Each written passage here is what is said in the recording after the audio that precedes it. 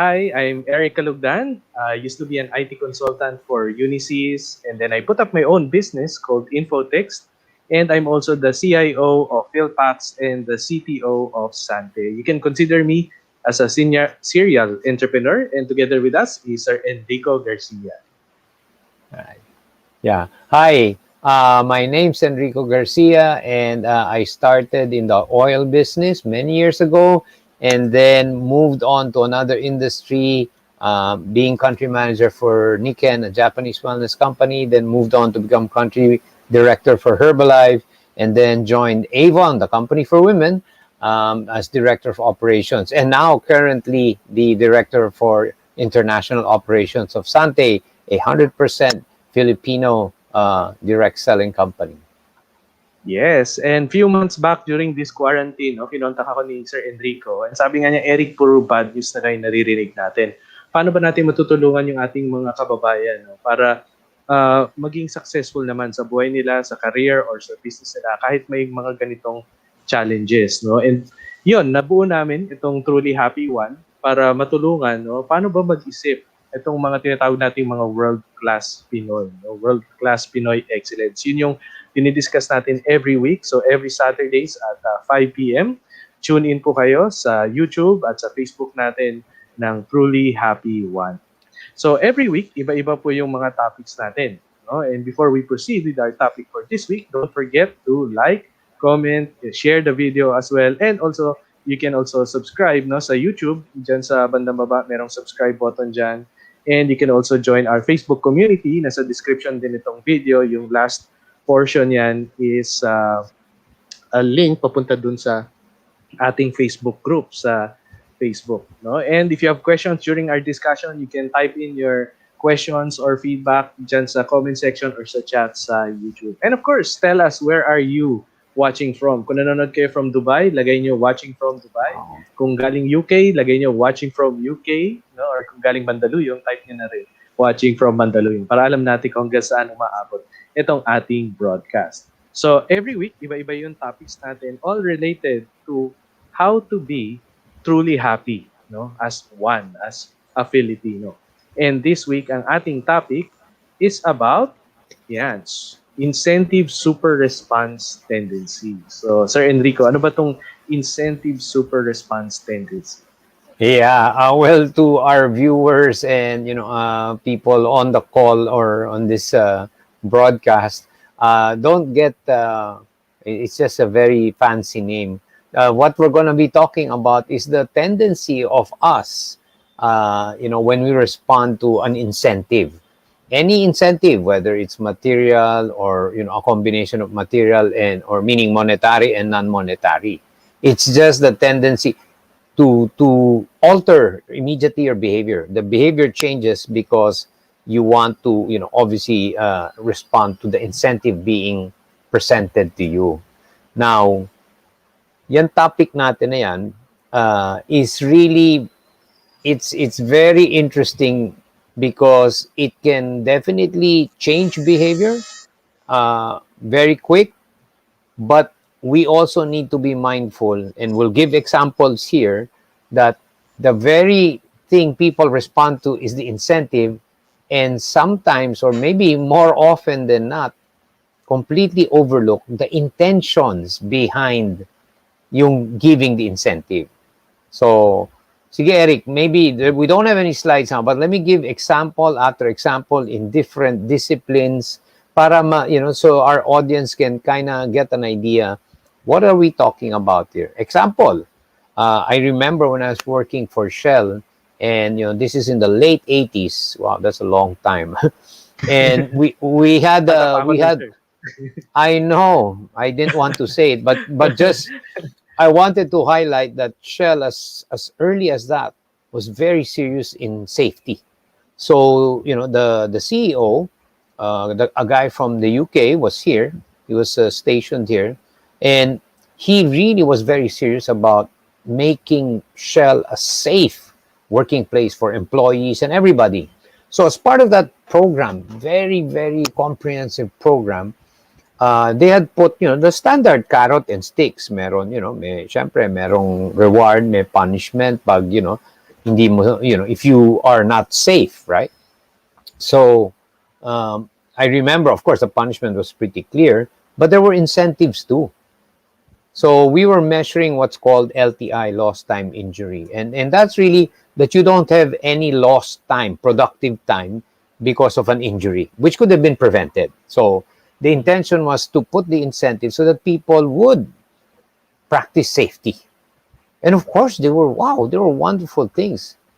But at the same time, what that did was, and there were some people who probably underreported or did not report certain things, which by definition should have been reported.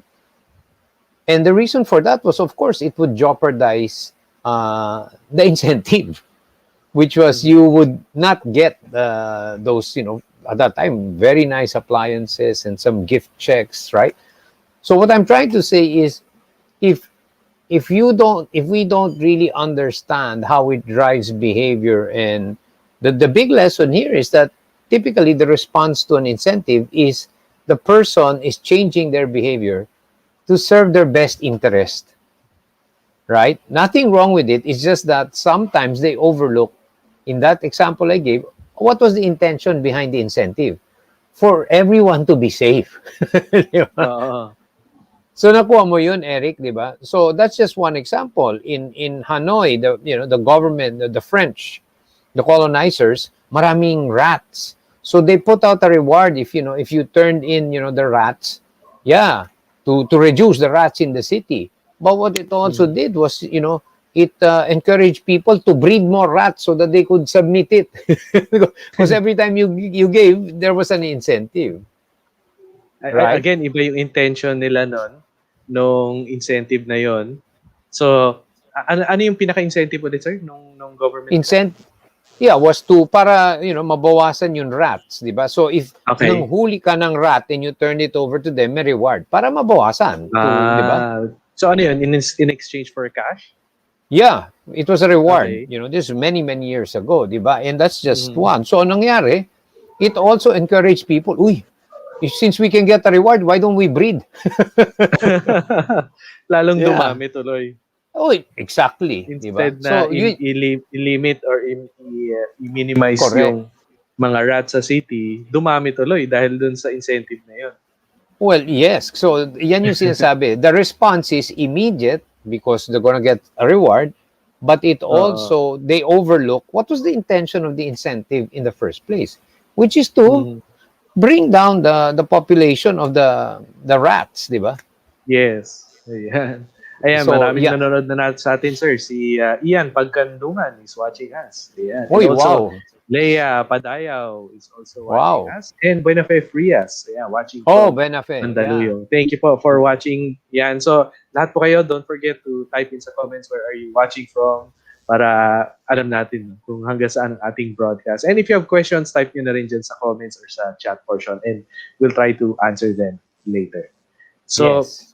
dalawa na yung examples natin. One is yung sa mga safety na protocol. Yeah. The second is Which yung sa rats na meron in pa. exchange for mahuhuli na rats, they'll get cash. Pero ang nangyari, nag-breed sila ng rats para mas maraming makuha. Incentive. Correct, di ba? Okay. Yeah. So, Eric, one more. Let's go to sports. And there's a good movie. Either. If you remember, di ba, yung Show Me the Money, medyo, matagal, si Tom Cruise and Cuba Gooding. Di ba? And as you know, that movie Jerry was Maguire, about, yung movie. yes, Jerry Maguire, yeah. He was, si Tom Cruise was actually a manager, professional manager of professional athletes. And he was with a company na yun yung business model. They were managing several athletes. Siyempre, role ni manager, ibenta yung athlete to coaches or teams, di ba? So, he left that company because he really wanted to operate yung, aside from professional, talagang may connection dun sa client. Talagang may relationship. So, he formed his own and of course, he struggled. Di ba? And then the movie goes na the point, nag-aaway na sila. Si Tom Cruise, who's managing his one talent, which was Cuba Gooding. Nagagalit na si Cuba Gooding dahil hindi siya makakuha nung sinasabing magandang contract. Hindi siya mabenta Oo. nung kanyang manager. Ang sinabi Mhm. naman ng manager dun sa athlete, kasi yung laro mo calibrated, you're not giving it your all. 'Di ba? Kaya hindi Mhm. nakikita yung passion, kaya hindi ka mabenta sa mga coach or sa team. Mhm. Sinasabi masyadong maliit. So, nag-aaway sila. Until that scene na I can never forget, sinabi ni Tom Cruise, naalala mo yung pag-high school ka, you weren't playing for the money. You were just putting everything behind it for the school pride. It wasn't money. And you just put everything behind it. So anyway, story goes, Cuba Gooding puts everything. He takes this big, jump and he falls and may slight concussion and the he's not moving so they're worried. So after that, what happens is nakita siya ng mga yung mga coaches sabi, I want to check that guy out. So in other words, nakuha yung deals because the team saw that's the kind of player we want kahit maliit siya. Tapos, I think one of the final scenes is nagyakapan si Cuba Gooding, yung athlete at saka yung manager. Tapos may isang malaking football player sa ginano niya, siniko niya yung kanyang manager. Gusto ko ganyan ang relationship natin, hindi yung pera-pera lang. Oo. So the Kasi point I'm dun yeah, go ahead. yes, sir. Dun Go sa ahead. scenario na yon, ano naman yung incentive na hindi naging aligned doon sa intention? Well, the thing that Tom Cruise was walking away from in his company was it was just transactional. Sino pinakamalaking offer, binebenta lang niya yung talent and walang relationship with the client. And because of that, pati yung talent hindi na de-develop. Yun yung kanyang reason for putting up his own. But it also was very challenging kasi nga naglalaban yung na, hey, ibenta mo ako as the manager. Can you imagine? Kung hindi mo mabenta, wala akong source of income. Ang sinasabi naman niya is hindi lang pera ang incentive, hindi lang kontrata, di ba? There are other things that you need to know, which is one, you should be playing. Para kang walang bukas. Yung nga sa niya, parang yung sa high school. It wasn't money. So the incentive is always money, di ba? But again, you overlook, di ba? Parang madalas to sa PBA. May mga ibang coach nirereklamo, may mga ibang player. Alam yan, they don't play to yung talagang todo kasi they're managing their career. Kasi pag Hmm. na-injure ka, di ba? Malaking So problema. they're more concerned about keeping themselves and nothing wrong for a long time by not pushing themselves too hard para hindi sila ma-injure. Pero counter rin yun kasi if you don't push that hard, you don't become that extremely valuable to the coaches, di ba? So it's a double-edged sword. So all I'm trying to say is those examples show us that the incentives can, bump up and change the behavior, but at the same time, sometimes na-overlook nga, ano ba yung very intention ng incentive, di ba? Oo, I put the parang incentive para tumodo playing to ka. win. Oo, instead na Hmm. playing to win, yun nga, yung todo, no, na you play to Oh, win, nagiging parang playing safe yung nangyari. ayun, di ba? And of course, Mm. hindi ko Yeah. sabing mali yun. It's really just understanding. Again, don't get me wrong. It's really understanding how should we structure the incentive na para Mhm. nga yung behavior na alam na natin kasi, di ba, na pag puro monetary lang, and I guess ito yung lesson dito, di ba, Eric? Hindi pwedeng monetary lang eh. Di ba? Mhm. Kasi pag purely monetary, mabilis yung pag-shift ng behavior, pero yung intentions, nakafocus ngayon dun sa pagkuha ng incentive, which is what's in their best interest, di ba? Oo. And Correct, may not correct. Ayan. necessarily be yung intention na kaya nilagay yung incentive in the first place. Di ba? Correct.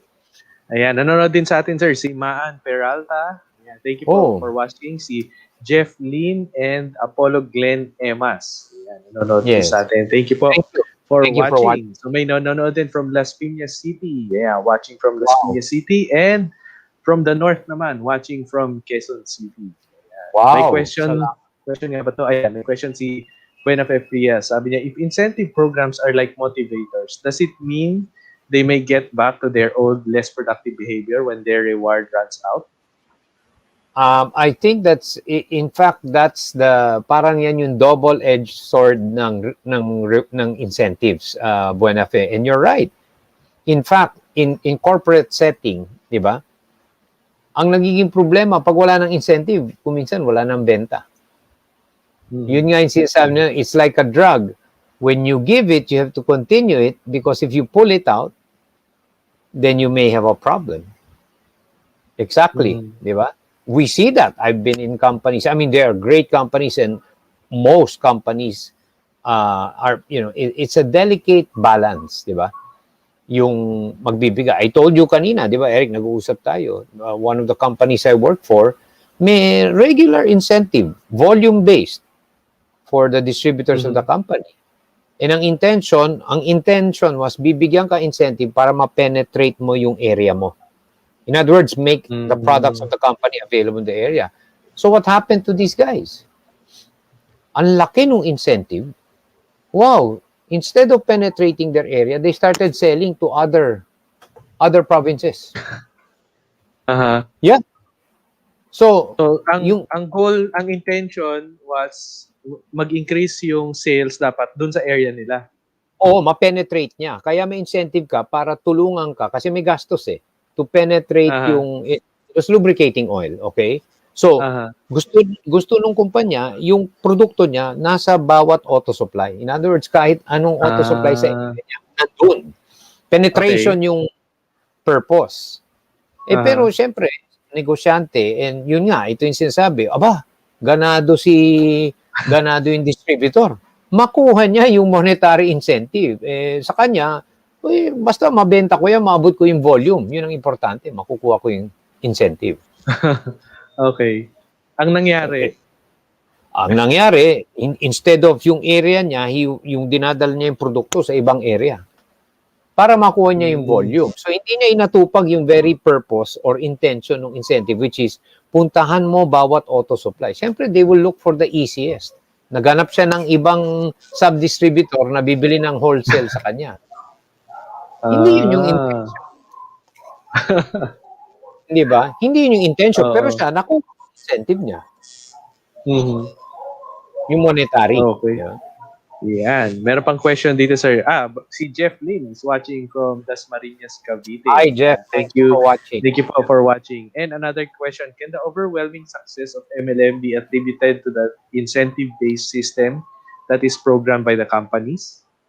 Unfortunately, and I love this industry, there are some companies that is what really destroys the reputation, not just of the company, but even gives the industry a negative reputation or negative to perception, no?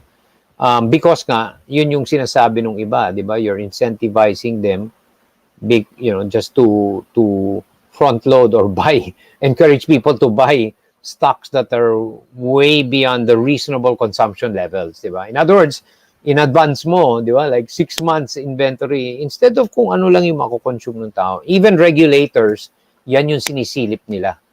The Federal Trade Commission in the US, yan yung sinisilip. If nagpo-front load ka lang, di ba? May incentive kasi. Yung nagre-recommend, may incentive yung taong yun pag yung meron kang tao na bumili. So yun, exactly. That's an example, di ba? Na incentivize, ang intention is para to get more people to build the business. But what happens is, exactly, parang yung sinasabi kanina, di ba? Kasi nga, people will respond according to their best interest. Hello, Gabi. Yeah. Sorry. Eric. Nakamute pala ako. Ayan. So, Sir Gabi is watching us from Paranaque. Thank you po for watching, Sir Gabi. Baka may if you have question questions, don't forget to type sa comment section sa Facebook or chat sa YouTube. Diyan banda sa kanan, type niyo lang po. So, question naman. Meron pa ba kayong ibang mga example, sir, nitong incentive super response tendency? CEOs, okay. And again, if you go, talking Fortune 500 companies, di ba? Without naming names, my goodness, how many in the different decades, di ba? In the last 3 decades, lalo na pag tinayap mo yung kanilang performance sa share price. Wow! Without naming names, there are many companies across different industries kung ano-ano nangyari. Kasi nakatie up yung bonus nila sa share price. So they start doing funny things that affect the share price. Siyempre, ang gusto nila, makuha nila yung bonus nila eh. Question though is was it in the best interest of the company? More often than not, hindi. Short term. Short term yung decision making kasi quarter on quarter pag publicly listed company. Di ba? Napakaraming example nun. And nawawala yung yung passion and yung true purpose ng business. Parang nag-focus sila sa money na lang, no? Lahat na lang is for the benefit of the shareholders instead of the benefit of the customers. Right. So, or the stakeholders, di ba? The stakeholders are your shareholders, the CEO, kasi syempre, pag nagdesisyon siya, kailangan niyang isipin, kung tataas share price, gagawin ko.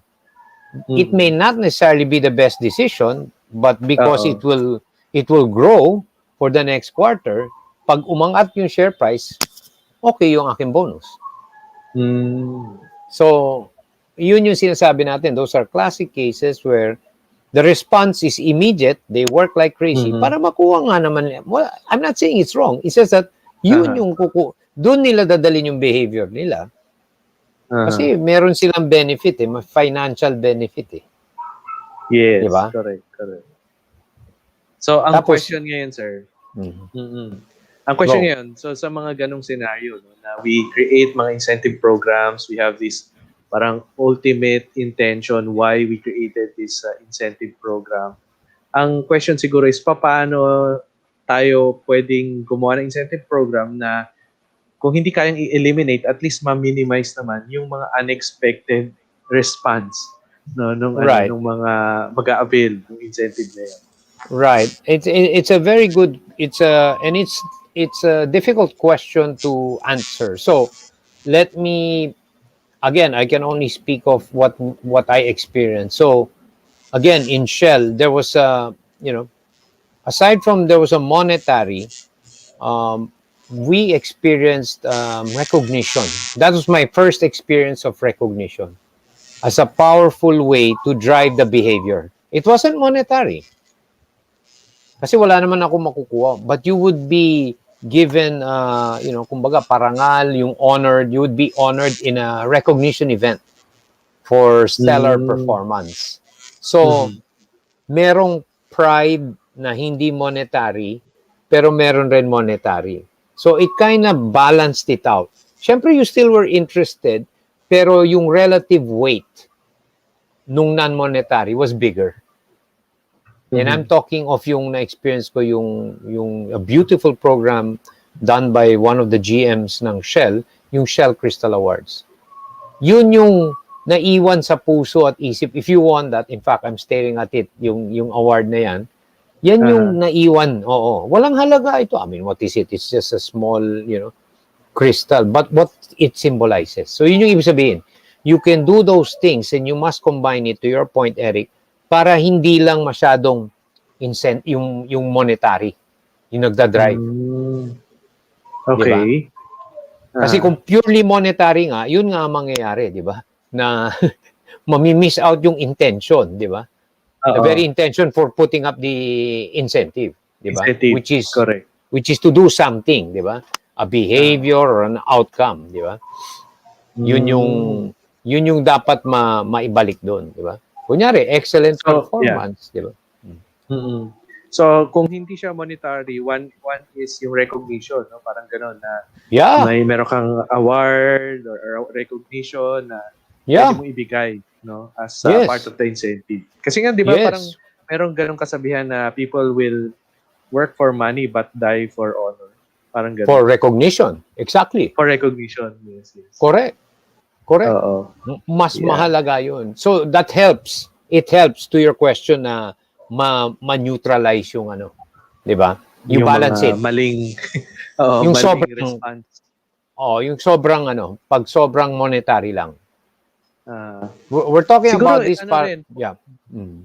pwede rin siguro sir na aside from giving out yung incentive program, no, na ito yung incentive program natin, ito yung requirements, yung mechanics, and yung benefits, baka dapat i-include din doon yung intention ng incentive sa mechanics para yun align Yes. lahat na kung ano talaga Yes. yung purpose ng incentive.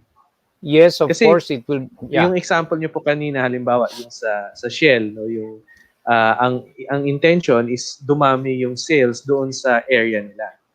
So baka kapag minention natin sa umpisa pa lang na yun talaga yung intention, hindi na sila maghanap ng ibang way na magbenta sa ibang lugar. Yeah. Well, yeah, Uh, it does, it's not foolproof also, 'di ba? Kasi nga, 'di ba? Yun yung lalo na pag monetary, 'di ba? It's very tempting eh. So you have uh-huh. to put the necessary safeguards. So, of course, 'di ba? You have to communicate rin ano yung intention, 'di ba? And then yun na Mhm. nga, hindi mo man totally ma-eliminate sa tingin ko, 'di ba? Kasi nga Mm. lalo pag malaki yung amount. At magaling And ang that Pinoy sa Oo, eh, creativity. ang laki nung amount na yun. So the stakes are very Uh, high. So that's another thing. uh-huh. Yung monetary stakes are very high, di ba? So Mhm. you have to balance that out. So again, I'm not Mhm. saying don't, but understand ano yung outcome na gusto mong ma-drive, di ba? Na Mhm. ma-achieve. And yun yung Okay. kailangan, di ba? Para lang, o kunyari, small business. And okay, Mhm. let me relate it. Kung small business ka, small team, how could you translate this, di ba? So, hindi lang sweldo. Hindi lang Mhm. sweldo. Kailangan the way you treat them, the way you develop them rin. Di ba? Mhm. Kasi kung puro pera lang, alam natin yan, di ba? There's some employers, so bigay ko sweldo, incentive, but they are treated like, wow, di ba? Mhm. Improperly treated, di ba? Lacking respect for the person. So, it doesn't work also, di ba? Di ba alam mo yun, yung they did a survey, I think in the US, 75% nung in-interview would have stayed kahit walang salary increase if they were only treated better. Mm. 75%. Wow. Yeah. Hindi because of salary kundi treatment. No, no. Kahit walang price increase, salary increase. Oo. Just treat them better. Mhm. 75. Mhm. Di ba? That Talking tells you a about lot. employees, kung halimbawa ikaw yung employer, yung kabaliktaran ng incentive is penalties. No? So, sa halimbawa, problema sa time in, ano yun, ano ba tawag doon? Yung kulang yung oras Banding ng pag-work nila. under time. Oh. Undertime, Ah, yung problema sa pag-undertime, yung mga late, ano ba mas magandang i-implement? An incentive program or a penalty program sa okay. mga ganong scenario halimbawa? It's a good question. And ako, personal opinion ko, I'll call it, even what you call it, in my opinion, I think is important. I don't want to call it penalty. What the way I'd like to frame it, Eric, is that, okay, I give you feedback for improvement. Sabihin ko pa rin, you came in late, the standard is 9 o'clock, you Mhm. arrived 9:15, 5 times in this month. You were late 5 times, right? Okay. Mhm. What can we do to improve or to get you to come on time? So yes, Mhm. call it out, give the feedback, but it's the intention is how can we get better? How can we get you to come on time? Instead of Mhm. late ka, basta di ba? Oo. So you still have to say it because that's Aha. part of improvement. You have to tell them this is the standard, this is your behavior, it's not okay. Correct? Mm. Sabi, dapat Mhm. 9 o'clock, nandito tayo, dumadating ka 5 beses beyond the grace period, you're late.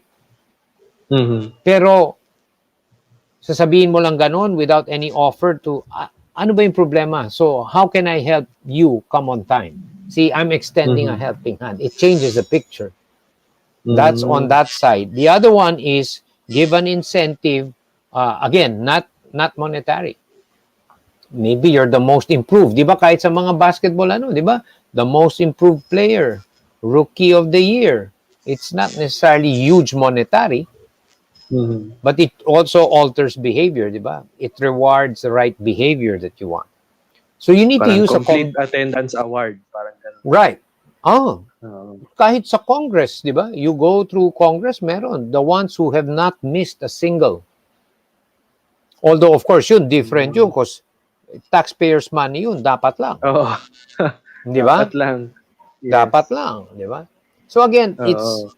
it's using things that can, impact the behavior. So you have to balance it. Yun lang yung point na sinasabi natin, di ba?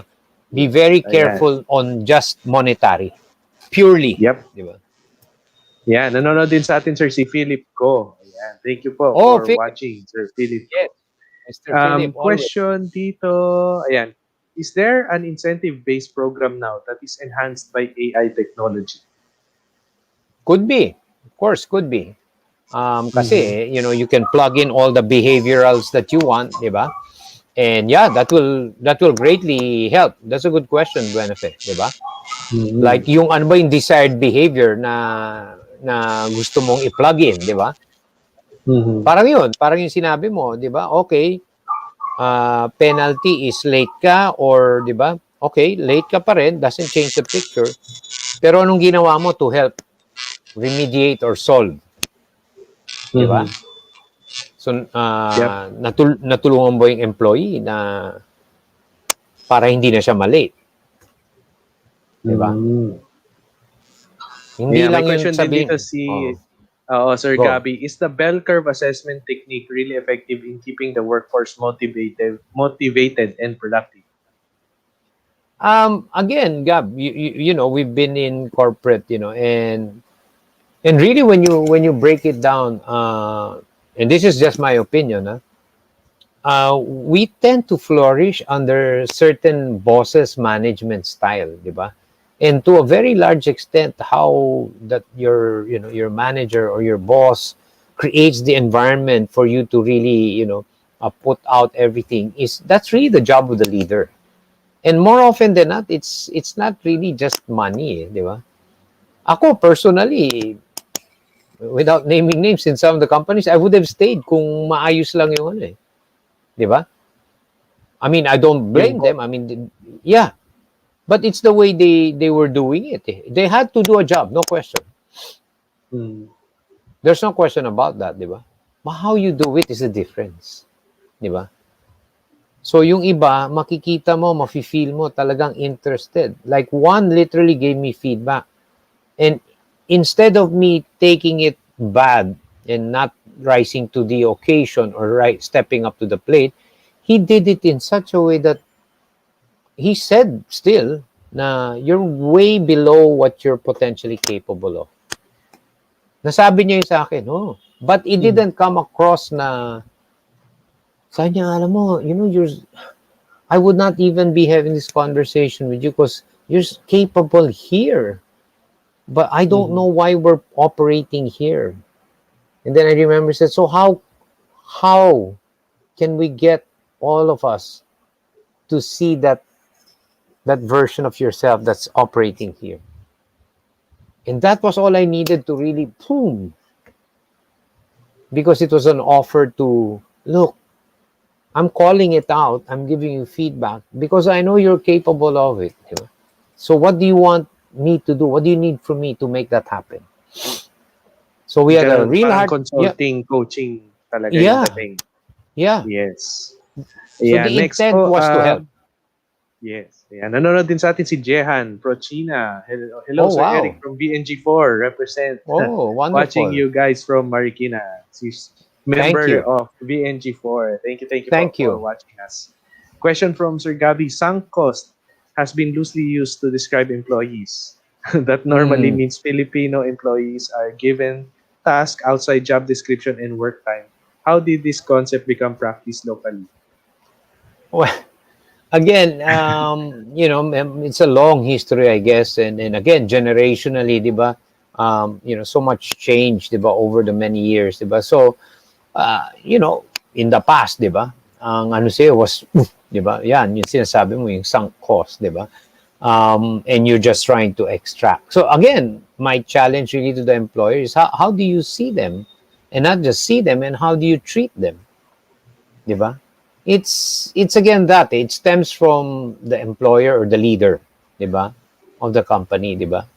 And you know this, Eric, we do a lot of, are you helping create a learning environment, or is it a blaming environment? Is it judgment, or you know, it's a learning environment? Judgment is kamali ka, blah blah blah blah, or okay, this is not good or correct. What can we do? What can we learn from this so that we get better? You still say it's wrong, or you know, we didn't get the results we wanted, but what are we learning? Mm. So it makes a huge difference. It doesn't change the outcome. If you didn't hit the results, you didn't. But are you focused on perfection? I like to say this right now with my staff. I'm not interested in perfection. I'm interested in progress. Are we making progress? If I'm better than yesterday, then that's good. Okay, so it's how you get them right to engage. Yeah, that's one of the pillars I use in the current company. I'm focused on progress, not perfection.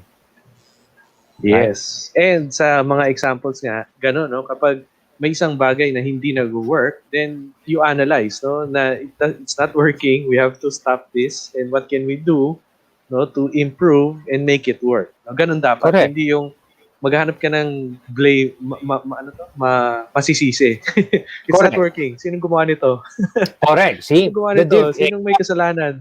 Instead na your ganun. point. Yeah. Sino nag-launch nito? Sino nag-ano nito? Oo. And then the biases kick in. Instead of, okay, this is not the result we wanted. Okay, focus on the act, not the person. Okay, so what can we learn? What did we do well, and what is, oh, maybe we didn't prepare enough for it. We didn't test it enough before launching. Yun yung constructive. Kasi ang intention mo is to make progress.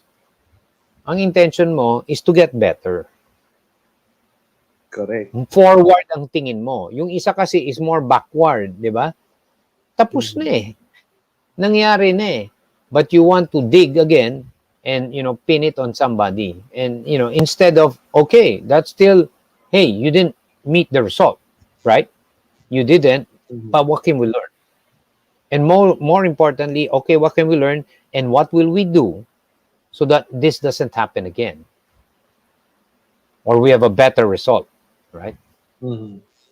Correct. Yeah, may question din dito, sir. Can there be bias to the company's favor in creating an incentive program for employees? Of course, yeah. Everybody's biased. We have our biases, all of us. Of course, di ba? The employer and the employee, we all have our biases and our agenda, right? So, you know, I don't think there's anything with that. It's really just how you frame it, di ba? How you get the message across to people, right? We're doing this because, but more importantly, and this is related to our topic next week, is the stated promise brings you to a first date, right? Okay, a brand or a company, ito yung stated promise. The degree to which you deliver on that promise based on the experience of the person that you made a promise to is the degree to which you can have a long-term relationship. Diba? Pag yung behavior is so very far from the stated promise, syempre, there will be no long-term relationship. Diba? May One date. disconnect. Oh, one date lang. Ay, okay na. Hindi pala yan yung ano ko. Correct? Diba? So it's really that. And there's nothing new. I mean, no magic to it. Diba? Yeah, When you maganda, exciting yan. The next episode, no? By the way, this is already the 30th episode. 30 episode of Wow. Truly Happy Juan. So, naka 30 weeks na po tayo, Sir Enrico. And kung meron kayong mga na-miss, no, ng mga episodes ng Truly Happy Juan, pwede niyong balikan sila. Lahat ng 29 episodes in the past, nandyan sa description nitong video. Click nyo lang yung link kung ano yung topic na gusto nyo at interested kayo. And para wala kayong ma-miss na mga episodes, make sure that you subscribe. Click nyo yung subscribe button dyan sa YouTube or you join our Facebook community. Yung link dun sa Facebook group natin, nandyan din sa description itong video sa baba. Now, I think that's the last link dun sa description ng video. So, click nyo lang yan para makapunta kayo sa ating Facebook group. Yan. So, ano ang question natin? Ang question natin ngayon is, what are your takeaways? No? So, ano yung inyong mga natutunan, lessons sa ating topic for this week? Type niyo po dyan sa comment section sa Facebook, no? Or dyan sa chat sa YouTube. No? And ako naman, ang aking takeaway, no? Na sa isang incentive program na pwede mong i-implement sa iyong business, pwede talagang mangyari, no? Na iba yung maging response nung audience, no? Pwedeng kaliwas doon sa una mo talagang intention kung bakit mo ginawa yung incentive. Pero meron tayong pwedeng gawin na para ma-minimize yung mga ganun na unexpected responses, no? And one is yung tip nga ni Sir Enrico is to add mga non-monetary incentives, no? Aside from the monetary incentive, pwedeng non-monetary, which includes yan recognition or meron kang parang awarding ceremony, no, na mga ganon. So, yun yung pwede natin gawin para ma-minimize. And also, of course, no, kapag nag-launch tayo ng ating incentive program, better din na kumpleto yung details. So, ano ba yung, ano yung intention niya, and yung sa mechanics din na merong mga limitations dapat naka-indicate doon na para talagang ma-achieve yung pinaka-intention ng incentive. Tama ba, Sir Enrico? Tama. Perfect takeaway. May konting static lang, Eric, yan. Okay. So, perfect. Yeah. You exactly. It's my same takeaway na incentives are, they have their place. Understand lang na you're doing that to get to a certain outcome. Diba? So, tama ang sinabi ni Eric. Meron kang, i-communicate yun powerfully. Diba?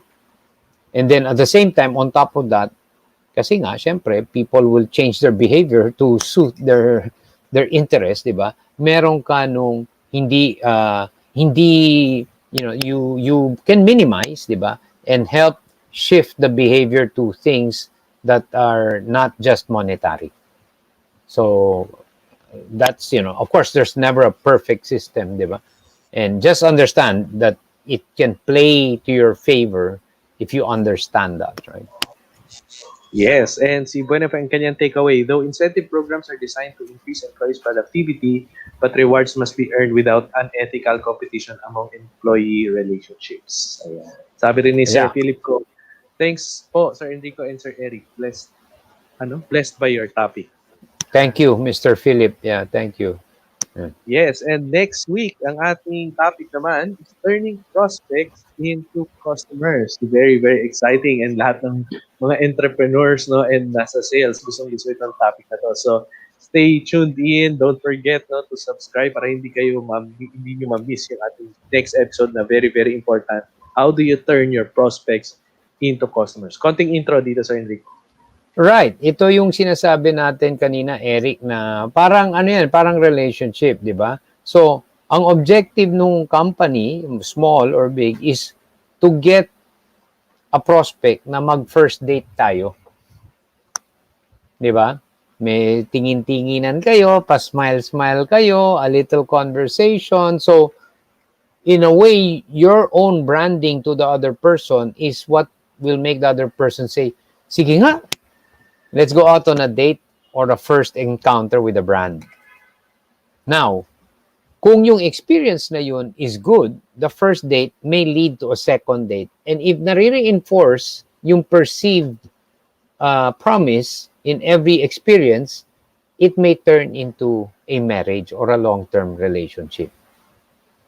Diba? Kasi may promise diba? There's a brand promise that if you go out with me, or if I'm the brand, diba? If you try me, this is what I represent, and this is what I'm promising based on my communication.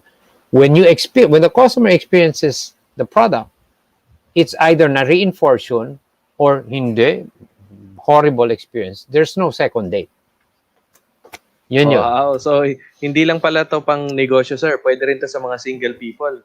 Tama ba? Of course. Of course. May Of course. matututunan din sila dyan. Turning prospects into customers or turning prospects into partners.